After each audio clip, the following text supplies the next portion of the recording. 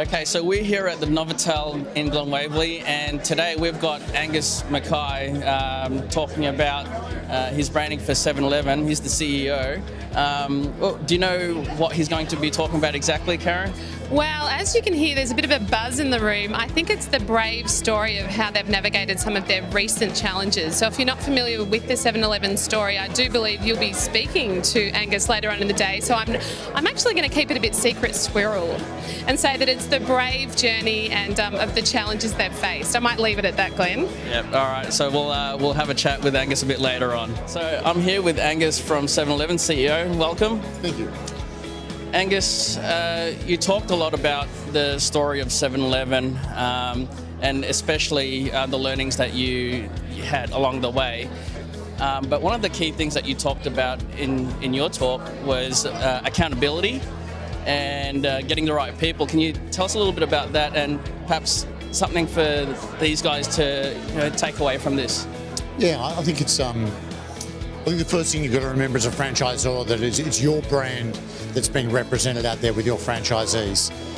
So therefore making sure that you've got the right people within your infrastructure supporting that brand, making sure you've got the right processes and systems supporting that brand, but most importantly, you've got the right people across the brand. And that's not just in head office, that's actually in the franchise community as well. Yeah, at the end of the day, we're all business. We're going to have the greatest ideas, the greatest services, the greatest products. We fundamentally are made up of a group of people who do those things.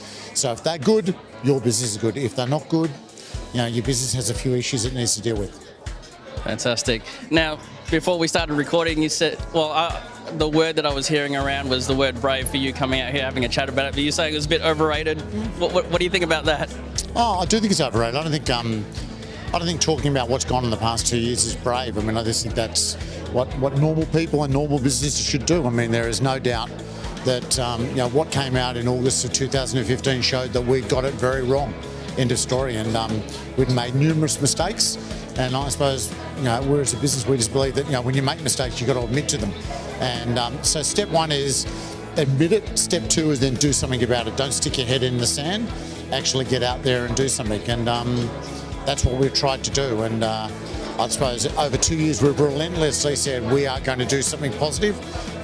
You can try and kick us around left and right. We're going to keep doing something positive to learn from the mistakes that we have made. And I'd like to believe we've done that. Simple as that. Well, at the end of the day, it really comes down to just doing the right thing. It is. I mean, I joke to my team, it's a bit like, I've got young kids and, I don't expect them to be perfect. I do expect them when they make a mistake that they say, I've done that, and that they learn from it. And that's what we have to keep doing. So we've still got a long way to go. We're by no means finished. I've had a couple of too many Krispy Kremes and Slurpees, but there are some healthy options, I hear. All right. Look, you can never have too many of those unhealthy options, but life is about balance, and that's what our customers want, is balance and choice. So our healthy options are around soups, salads. We have fresh sandwiches in our stores. We are extending ourselves into that. New product lines like sushi that we now do. So we're trying to make sure that our customers have choice that is both, shall we say, tempting and treat orientated, but equally those things that don't necessarily add to the waste. This is all about us actually continuing to push the envelope of what we're capable of delivering. So come in and try them. They are all great. They're all high quality, and by the way, they're also good value for money. Excellent. Thanks so much, Angus. You're welcome. Thank you. It was fantastic. It's not often you get to hear the story of a brand that got it so wrong and then did something about it to make it so right. I think there's so much of that putting things under the carpet in the business world. Let's not tell anyone in case we lose our customers or in case we lose our good reputation. I think they have already come out of this so much stronger, so much more powerful. And like I said, franchise of choice, franchisee of choice, they're going to boom over the next 10 years, 20 years. Well, I think we were very lucky to hear Angus speak, and he was so open and honest about the journey that 7-Eleven had been on, reforming themselves from an underpayment scandal, which was hitting the headlines nationally a couple of years ago, and all of the work that they've done to fix that, and they've really shown themselves to be an industry leader in terms of their commitment to their franchisees and the employees, they've undertaken, or they have already paid back all of those underpayments. They weren't required to under law, the franchisees were, but they actually undertook that as a brand to make those repayments, and it just